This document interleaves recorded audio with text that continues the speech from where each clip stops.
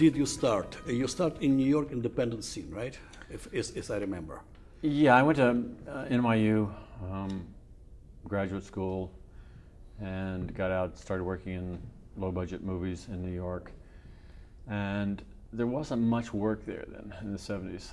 You probably remember this. It was very I wasn't sparse. there yet, but a few 5 years later I appeared, and that was not so much work there. So I just always figured I was going to have to move to California anyway, so I just moved almost immediately. I moved 2 years out of graduate school and struggled here, and eventually and then an expansion league opened up, MTV. So I was able to go from being a schlub to a DP pretty quickly because I'd shot all these music videos for free, for years when they used to be on closed circuit television and record stores. So when MTV came around, they said, let's get somebody who's shot music videos before. Oh, like Pope, he shot some. So suddenly I'm a DP. So that was really my career start. When you moved from New York to Los Angeles, what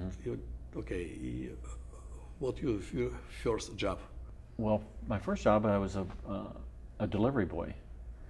And then my second job was a production assistant on a Corman or Crown International movie called Galaxina. I can't remember who, it might have been. And how old you been then? 20 something. Okay. I think I made $25 a day. In prices of 80s. Yeah. Well, it still wasn't any money. You still couldn't live on it. How first break happened? By accident, which is very often happening, or somebody just like you and you just I just kept hammering at it. I would just shoot for free. I went over to AFI and volunteered to shoot movies for free, and I did. I shot many. I had a friend who had a little company who made those music videos for bands. I think the budgets were always between $2,000 and $5,000 for a music video, and those played closed circuit, and we made dozens of those things. I volunteered to shoot anybody's documentaries. I volunteered to, you fall in with a group of people, and I would always just shoot for free, and I worked for free for years. During the day, I'd be a PA or whatever, or be the messenger boy, and I'd take time off to shoot whatever was necessary.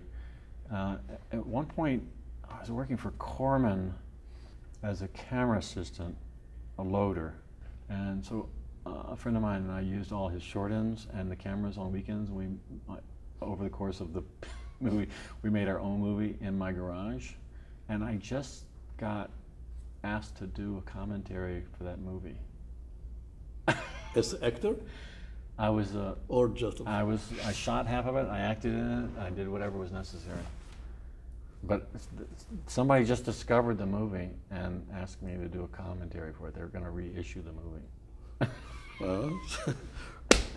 Call from the past. But even that was not a break. The break did not come until I was shooting music videos, and I shot one that was a Chris Isaak music video very early, I'd say 1984. And it went whatever was viral in those days. It went in heavy rotation on MTV, and suddenly I was in demand from all the record companies and all the bands, and suddenly I was hanging out with Mick Jagger and Sting, and my life changed. So you jump into music video. Yeah.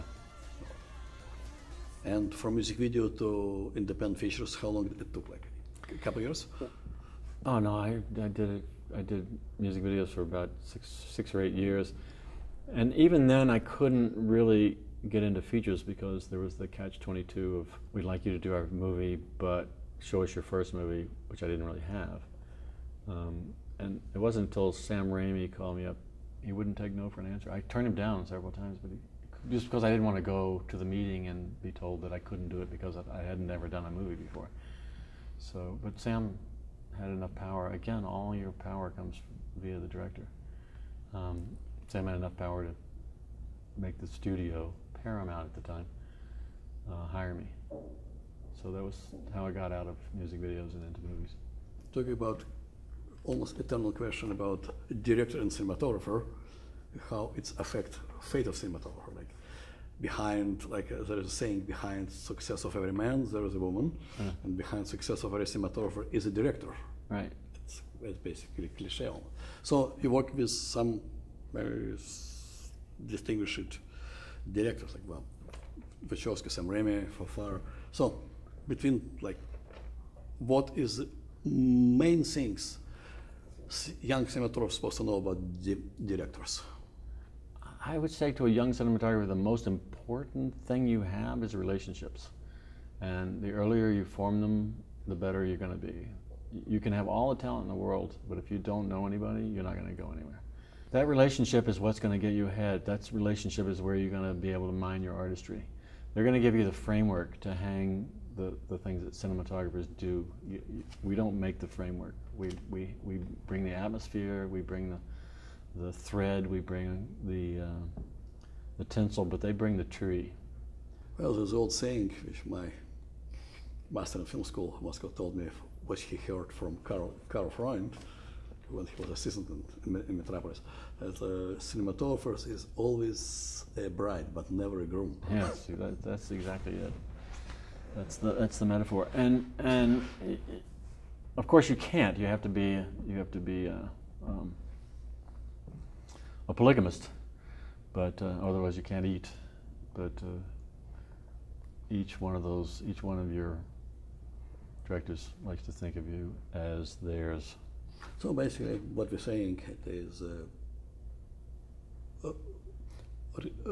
relationship, a loyalty. Yeah. Because there's only two things moving people forward.